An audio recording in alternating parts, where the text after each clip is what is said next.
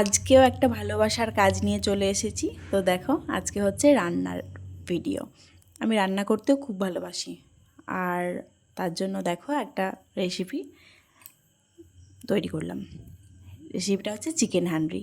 তো বাজার থেকে একটা মাটির হাঁড়ি নিয়ে এসেছি, কারণ আমার মনে হয় যে চিকেন হান্ডি করতে গেলে মাটির হাঁড়িটাতেই বেশি ভালো হবে, সেই জন্য।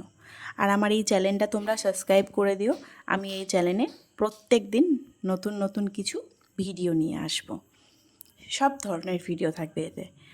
তো প্লিজ একটু সাবস্ক্রাইব করে দিও।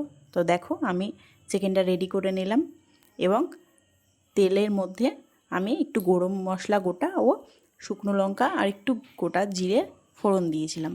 আর তেলটা ভালোভাবে গরম করে পুরো হাঁড়িটাতে ঘুরিয়ে নিয়ে বলিয়ে দিয়েছি, এবং চিকেনটার মধ্যে একটু টক দই অ্যাড করলাম। তারপর ভালোভাবে ম্যাগনেট করে আমি আস্তে আস্তে হাঁড়ির মধ্যে পুরোটা সাজিয়ে দিলাম।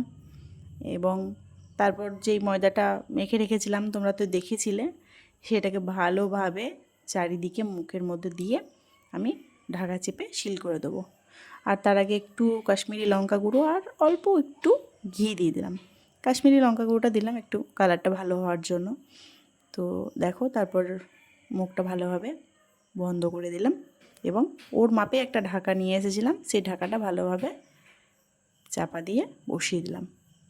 তারপর মোটামুটি 15 থেকে 20 মিনিট রান্নাটা হবে আস্তে, মানে লো ফ্লেমে।